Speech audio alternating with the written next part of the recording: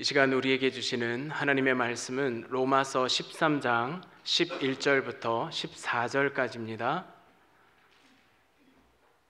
로마서 13장 11절부터 14절까지 우리 짧은 말씀이어서요, 다 함께 우리 같이 읽도록 하겠습니다. 시작. 또한 너희가 이 시기를 알거니와 자다가 깰 때가 벌써 되었으니 이는 이제 우리의 구원이 처음 믿을 때보다 가까웠음이라. 방이 깊고 낮이 가까웠으니 그러므로 우리가 어둠의 일을 벗고 빛의 갑옷을 입자. 낮에와 같이 단정히 행하고 방탕하거나 술 취하지 말며 음란하거나 호색하지 말며 다투거나 시기하지 말고 오직 주 예수 그리스도로 옷 입고 정욕을 위하여 육신의 일을 도모하지 말라. 아멘. 이 시간에 유영기 목사님께서 자다가 깰 때란 제목으로 하나님의 말씀 증거해 주시겠습니다.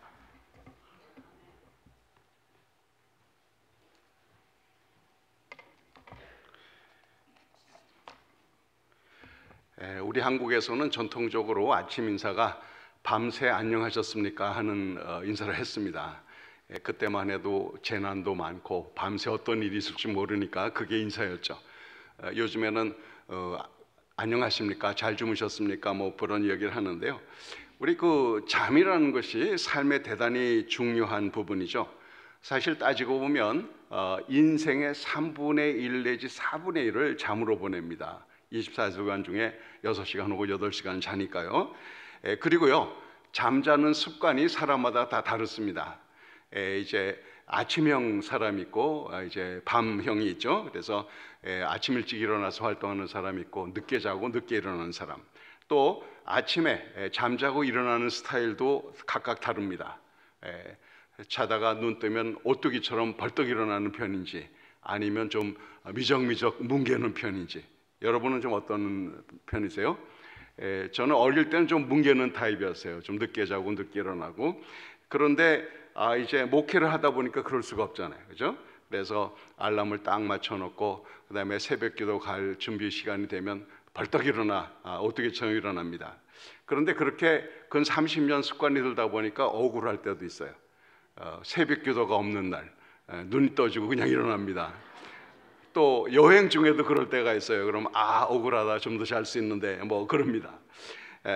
아무튼 뭐 각자의 잠 습관이나 일어나는 스타일이 달라도 중요한 사실이 있습니다. 뭐냐? 지금은 바로 자다가 깰 때다라는 사실입니다. 우리 보통 하는 얘기로 가만히 있으면 중간은 간다, 그런 얘기 하죠. 아는 척하다가 실력이 드러나면 창피하니까. 그리고요, 보면 모든 사람이 인정해 줄 만한 뛰어난 사람보다는 보통 사람들이 훨씬 더 많습니다. 그러니까 뭐 대부분 우리들은 그러한 자신을 알고 있고요. 그래서 그냥 보통 중간은 가려고 아무 소리 안 하고 가만히 있을 때가 많죠. 그러다 보니까 머물고 자기 있는 자리에 현재 그냥 만족하려는 경향이 있어요. 이대로 현상을 유지해 보자라는 거죠. 그러나 성경은 가만히 있지 말라는 거예요. 자다가 깰 때가 됐다는 겁니다. 가만히 있다가는 정말 낭패를 당한다는 거예요. 왜냐?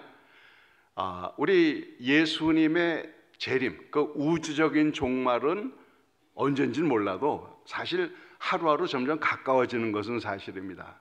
그러나 또 한편 개인적인 종말은요, 내가 앞으로 3, 40년은 충분히 더 살 거다 자신할 수 있나요? 자기 개인적인 종말은 정말 아무도 몰라요. 나에게 주어진 시간이 얼마가 될지. 그러니까 할 수 있을 때 세월을 아껴야 한다는 거예요. 시간이 없어요. 그런데 대부분 우리들은 그러한 긴박감이 없습니다. 그냥 그런 대로 이럭저럭 살려고 하는, 그런데 그렇게 유지하고 싶은 현재의 상태라는 게 과연 어떤 것인가?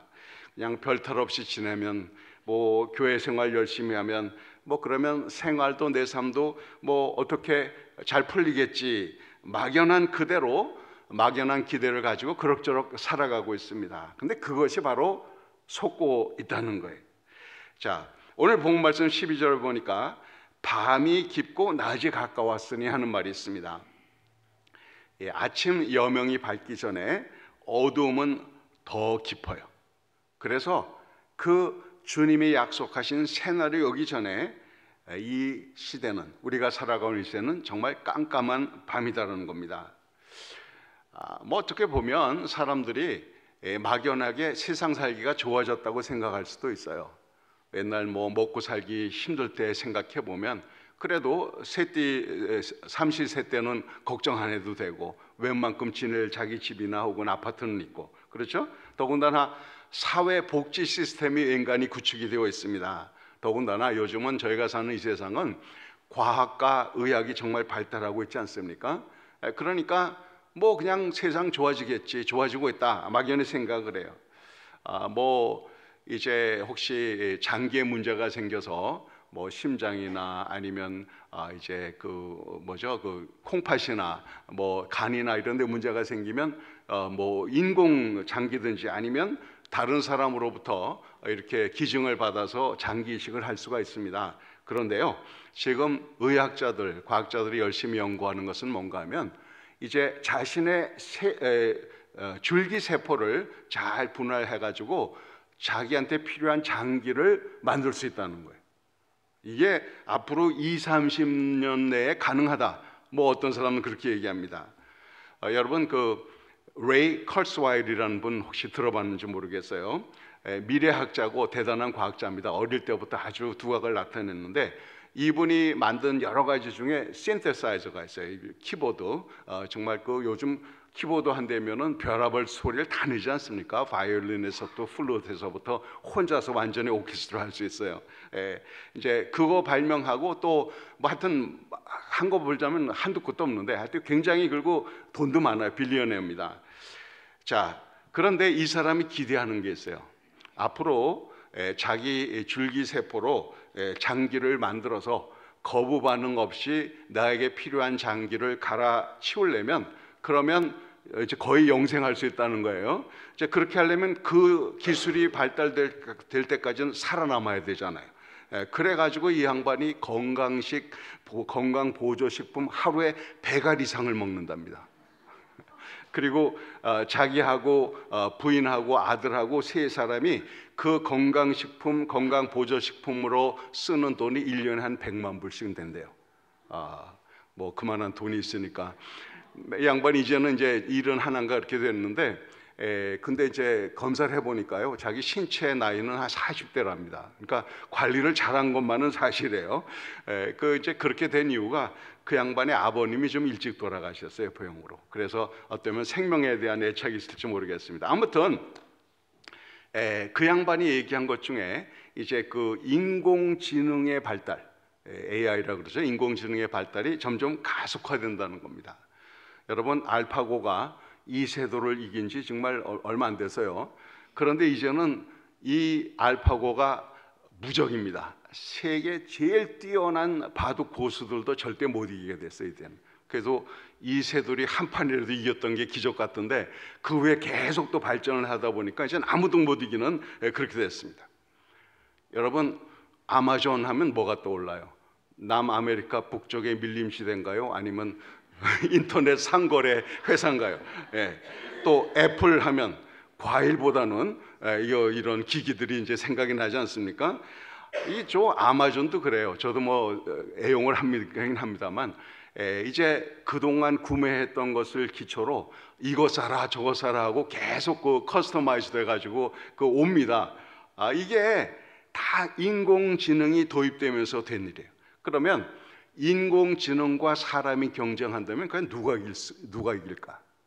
이게 이제 점점 달라진다는 거예요. 세상에 지금 그 월스트리트에서 이제 주식 투자를 하는데요. 그 동안은 이제 투자 분석가들, 그 전문가들이 이곳에 투자하면은 전망이 밝다 뭐 해서 하잖아요.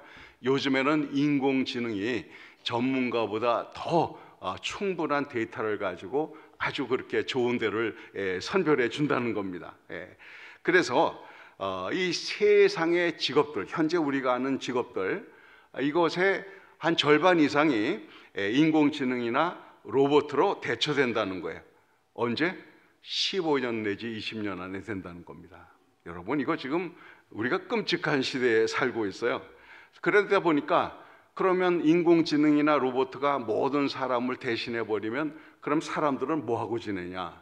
그러니까 이제 이것에 대한 대안으로 모든 국민에게 기본적인 생활비를 그냥 정부에서 주는 거예요. 그래서 몇몇 나라 도시들이 그것을 실험도 하고 있습니다, 지금. 그러면서 사람들은 이제 노동은 안 해도 되고 좀 더 창의적인 일을 즐기면서 할 수 있을 것이다.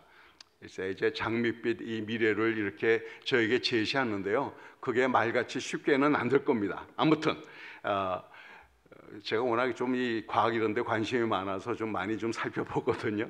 여러분 그 특이점이라는 말 들어보셨나요? 혹은 singularity? 이게 무슨 얘기인가 하면 인공지능이 지금 기하급수 쪽으로 발달하고 있습니다. 왜냐하면 인공지능이라는 것은 입력한 것만 아는 게 아니라 스스로 학습하는 능력이 있어요. 그러다 보니까 이제 이 인공지능들이 발달하고 발달해서 자기보다 더 뛰어난 것을 계속 개발하고 이렇게 되다 보면 사람의 지능을 뛰어넘는, 인공지능이 사람의 지능을 뛰어넘는 그 지점이 오는데 그게 바로 특이점, 싱귤레리티라는 겁니다. 이거에 대해서 아까 얘기했던 레이 커스와일이라는 사람은 이 싱귤레리티 시간이 2045년이 되면 도래할 것이다. 한 10여 년 전에 이렇게 예측을 했는데요. 지금 점점점 발달이 가속화되고 있잖아요. 여러분 그 PC, 퍼스널 컴퓨터가 대중적으로 이렇게 보급되기 시작한 게 한 30년밖에 안 됐습니다. 제가 옛날에 70년대 중간에 이제 UC 얼바인을 잠시 다니면서 전자공학을 전공한 적이 있었는데요. 그때는 컴퓨터 한 번 쓰려면 방 한 2개쯤 되는 커다란 방에는 컴퓨터 한 번 쓰려면 이만한 카드들을 프로그램 만들어서 한 번 돌리고 잘못된 거는 다시 고치고 그런 때가 있었어요.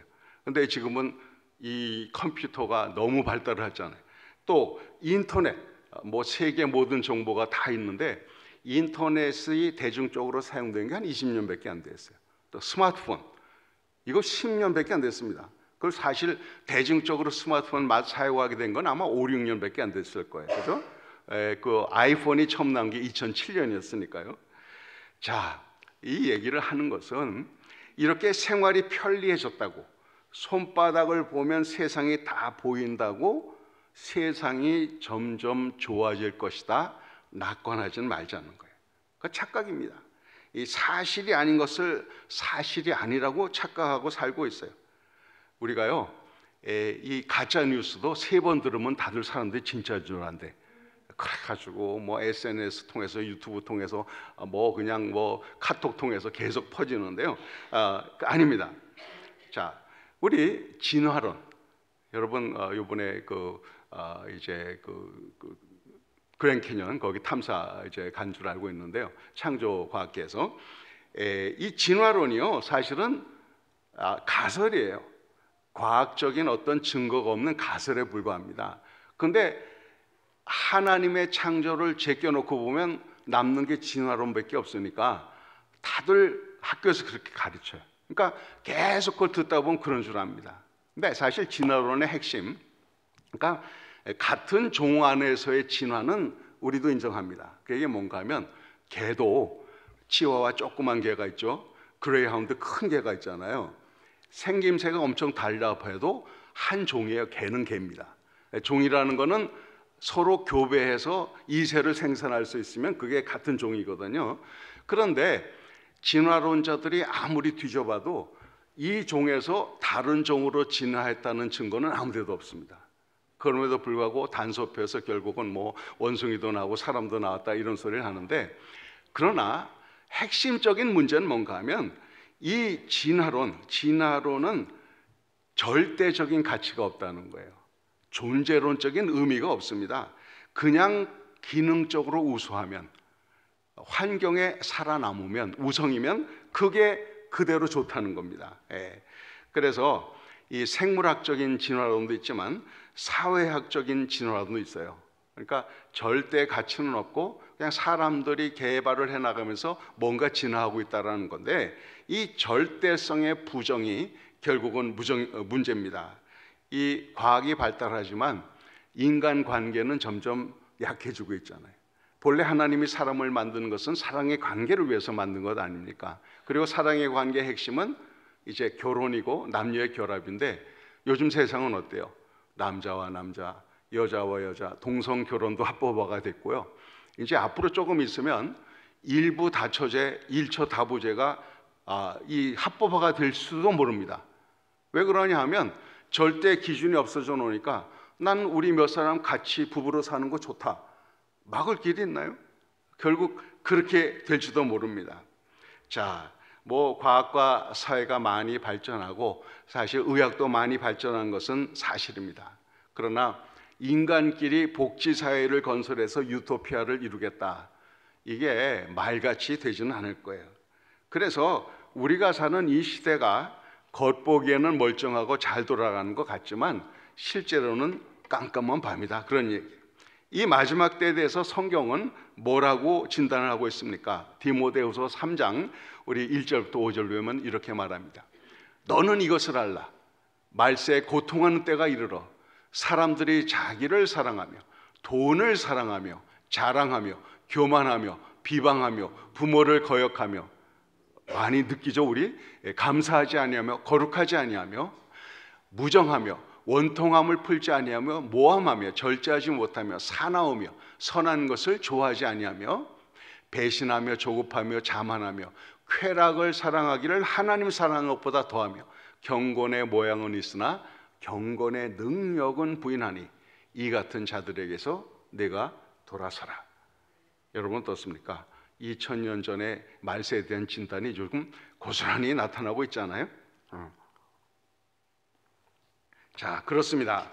우리가 참 이러한 이 환경에 뭔가 그럴듯한 것 때문에 잘못 알고 또 그리고 그래서 속고 있는 것 중에 중요한 것이 바로 시간이에요. 나에게 주어진 시간이 충분할 것이다 막연히 생각하는 것.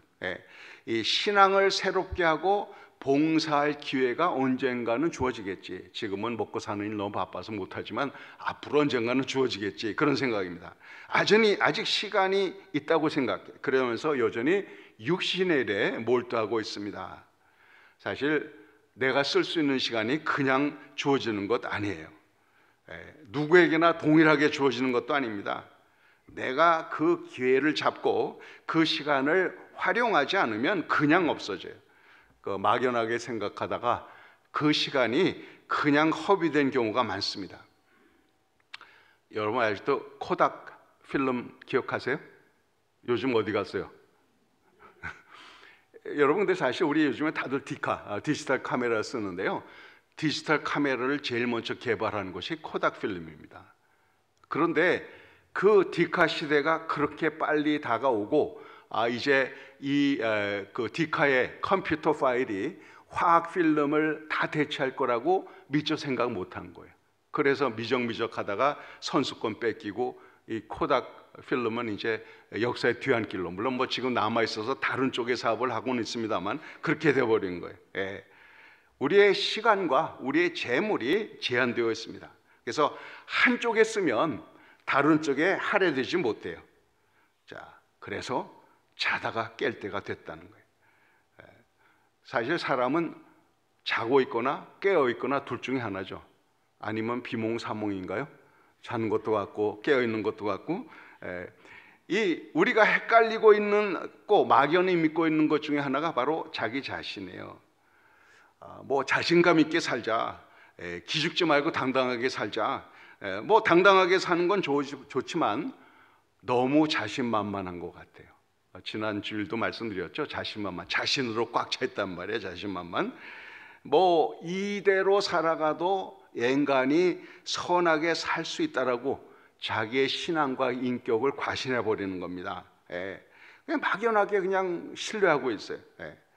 여러분 그 한국의 경제가 눈부시게 발전할 때 사회적으로 그 사회적인 전반적인 분위기가 긍정적일 때 그때 건배하는 말이 바뀌었대잖아요. 전에는 뭐라고 했어요? 위하여, 무엇을 위하여. 그러다가 경제가 좋아지니까 이대로 그랬다는 거 아니에요. 이대로 좋다고. 그러니까 이대로가 좋으냐? 질문은 그겁니다.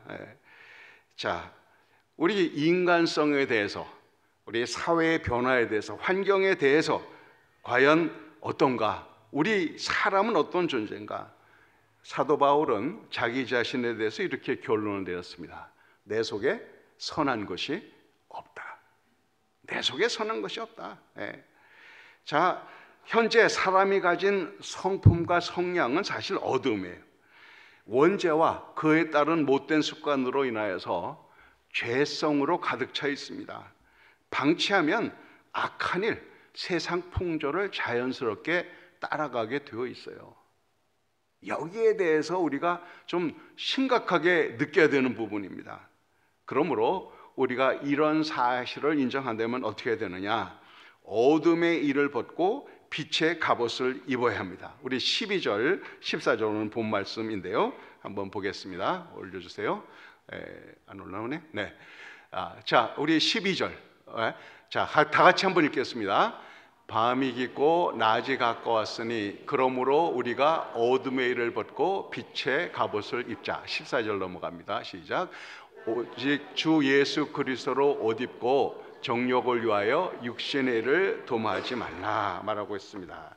이게 뭔가 하면 가만히 있으면 내 원죄의 성품과 습관이 어둠의 일을 하는 거예요. 그래서 13절 보면 방탕하고 술 취하고 음란하고 호색하고 이렇게 어떻게 보면 노골적으로 빗나가는 안 믿는 사람은 당연히 그렇게 살지만 교회 나오고 믿는 자다라고 자처하면서도 이런 방탕함에서 완전히 벗어나지 못한 사람들이 있습니다. 그런데 또 어떤 사람들은 겉모습은 멀쩡해요. 대놓고 방탕하진 않습니다. 그러나 그 마음에는 여전히 뭐예요? 다투고 시기함이 있더라 이 말이에요. 이게 다 원죄의 뿌리에서 나오는 겁니다. 자신을 정직하게 바라보지 않으면 자신이 어둠이다. 내가 정말 어둠에 속했다라는 것을 깨닫지 못한다는 거예요. 여러분, 그 얼굴이 깨끗한지 자기 옷에 오물이 묻었는지 어떻게 알 수 있어요? 살펴보면 그래도 인간이 알죠. 그런데 얼굴 자기 스스로 못 보죠. 뒷면 못 봅니다. 이건 거울이 필요한 거예요. 그런데 우리 인생을 가장 정직하게 비춰주는 거울이 있는데 뭐예요? 하나님 말씀, 성경이 바로 우리를 있는 모습 그대로 보여줘요. 자, 그러면 이 성경이라는 정직한 거울에 내 자신을 비춰봤을 때 하늘을 우러러 한 점 부끄럼도 없다, 이럴 사람 있나요? 저를 포함해서? 없죠. 우리는 본성이 이 원죄가 우리를 끌어당겨. 그럼에도 많은 믿는 사람들이 현상 유지를 하려고 합니다. 왜 그래? 실패에 대한 두려움이 있어요. 내가 도전했다가 넘어지면 어떡하나? 또 몇 차례 그런 경험도 있으니까. 그죠? 그러나요, 신앙이라는 것은 제자리 걸음으로 유지될 수가 없습니다. 여러분, 우리 신앙을 자전거 타기에 비유한 거 들어보셨죠? 두발 자전거 타면 어디 제자리에 가만 머물러 있을 수 있나요? 그러면 그건 묘기 자전거 타는 사람. 가만히 있으면 넘어져요. 앞으로 전진을 해 나가야 그 속도나 이게 유지가 됩니다. 그래서 우리 신앙이라는 것은 매일매일 새로워져야 돼요. 앞으로 향해 나가야 됩니다. 가만히 있으면 넘어지게 돼 있어요. 그래서 우리가 중요한 것은 뭔가 하면 이 악한 일을 하지 않기 위해서는 정말 큰 결단이 필요해요. 그리고 선한 일을 하기 위해서는 더 큰 결단이 필요합니다. 무슨 얘기인가? 비유를 들게요. 여러분, 간혹 비행기 여행을 할 때가 있는데 그 비행기에 앉아가지고 한번 이게 어떻게 무슨 원리로 이 무지막지하게 큰 비행기, 무게가 몇 톤씩 나가고 또 그 많은 사람이 탄 이 비행기가 공중에 뜨는가 궁금하지 않으셨어요? 그냥 파일로트나 과학자가 할 일이에요. 그건 이게 이렇습니다. 원리는 일단 중력, 이 지구상에 사는 모든 존재는 중력을 받아요. 그래비티, 중력을 받는데 이 중력을 이기려면 이제 중력을 이길 때는 양력, 뜨는 힘이 있어야 되는데요. 뜨는 힘이 어떻게 발휘가 되느냐? 이제 제트 엔진이나 아니면 프로펠러로 몸체를 앞으로 막 가잖아요. 그러면 이제 공기가 옵니다. 바람을 맞게 되는데 이 날개 밑에는 평평하고 날개 윗부분은 불룩해요. 그러면 이제 이 같은 속도로 가려고 그러면 밑에보다 윗부분이 빨리 공기가 흘러야 됩니다. 그리고 공기가 빨리 흐르면 저항이 약해져요. 그러니까 압력이 약해진다는 소리예요. 그래서 이게 많이 가다 보면 미서 땡기는 중력보다 뜨는 양력이 커지면 이제 공중을 날 수가 있는 거예요. 처음에 나를 때가 힘들죠. 한번 공중 올라가면 상당히 적은 힘으로도 계속 떠갈 수 있거든요. 꼭 신앙과 같다고 생각을 해요. 우리 기본적으로 저희들에게 늘 끌어당기는 이 죄성이 있습니다. 중력과 같이 늘 우리를 끌어당겨요. 이걸 이기려면 예수 그리스도라는 이 비행기 안에 타야 돼요. 그래, 성령의 능력으로 그 중력, 이 죄의 습성을 물리치고 쫙 일어나면 그러면 이제 그걸 이길 수 있는 거예요. 근데 그게 내 힘으로 되는 일이 아니죠. 바로 우리의 힘과 능력이 되신 그분 안에 있어야만 이것이 가능해지는 일입니다. 그렇기 때문에 우리가 이때는 어두운 때다, 악한 때다, 그래서 이제는 정말 자다가 깰 때다라고 생각되면 지금까지 살아온 방식에서 방향을 틀어야 됩니다. 우리 신앙이라는 것은 속도가 아니라 방향이다, 이런 말 들어보셨을 거예요. 사실 얼마나 빨리 가느냐가 중요한 게 아니라 어디로 가느냐가 중요한 거거든요. 그래서 우리는 예수 그리스도와 함께 천국 시민답게 하나님의 뜻을 향하여 가야 되는 사람들입니다. 그런데 지금까지 살아온 방식이 너무 어두운 데 있었다 하면 이거 한번 벗어나기가 쉽지 않아요. 방향 틀고 올바른 방향으로 가기가. 여기 정말 눈물과 정말 참 이 회개와 이런 것이 필요합니다. 그러나 거기서 점점 주님과 동행하는 일이 이제 오래되다 보면 조금 더 그게 편해지고 더 감사하고 행복하게 느껴지게 되어 있습니다. 자, 사랑하는 여러분, 우리가 그러므로 이제는 내 뜻, 내 생각으로 살 것이 아니라 이제 예수 그리스도로 옷을 입어야 됩니다. 자, 그 예수 그리스도로 옷을 입는다, 그거는 내일 언젠간 되겠지, 그게 아니라 오늘이라는 시간에 결단을 해야 되고 당장 이 시간부터 달라져야 됩니다. 하나 결단해서 하나 넘어서면 두 개, 세 개 넘어서기는 훨씬 낮아요. 근데 하나에서 주저앉으면 아무것도 이룰 수가 없게 됩니다.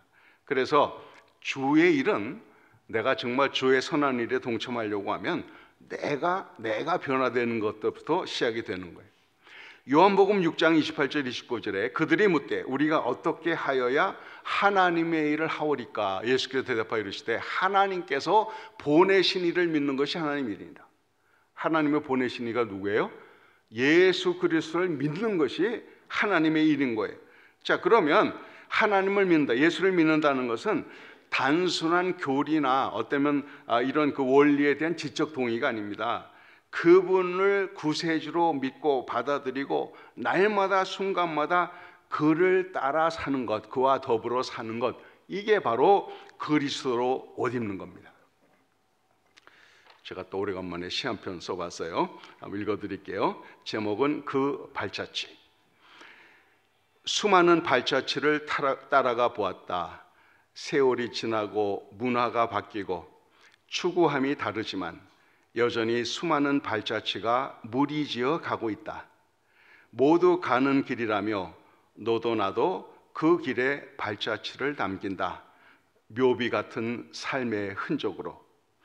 이 길이 맞는 길일까? 때로 의심이 들지만 너도 나도 그 길로 가고 있으니 맞는 길이라고 짐작할 수밖에. 간혹 저쪽에 남겨진 외로운 발자취가 눈에 들어온다.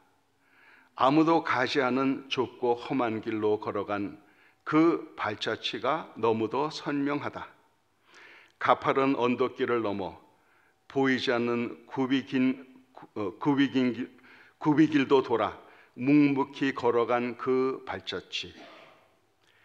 두렵지만 외롭지만 따라가 볼까? 그 발자취의 주인을 만나면 고생했다고, 잘 참았다고 꼭 안아주실 것 같다. 그분을 따라가는 일이 결코 쉽지는 않습니다. 그러나 가장 의미 있고 가치 있죠. 우리를 창조하시고 우리 인생의 주인 되시는 그분의 뜻을 이루려면 그분의 발자취를 따라갈 수밖에 없습니다. 지금 이제는 바로 지금은 자다가 깰 때입니다. 미룰 것이 아닌 바로 이 순간부터 그분의 발자취를 따라 살기를 결단해야 합니다. 여러분 갈라디아서 2장 20절 거의 다 외우시죠? 모음 외우심을 한번 읽어보겠습니다. 한 목소리 시작.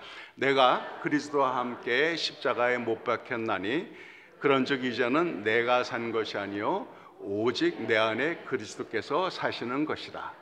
이제 내가 육체 가운데 사는 것은 나를 사랑하사 나를 위하여 자기 자신을 버리신 하나님의 아들을 믿는 믿음 안에서 사는 것이니라.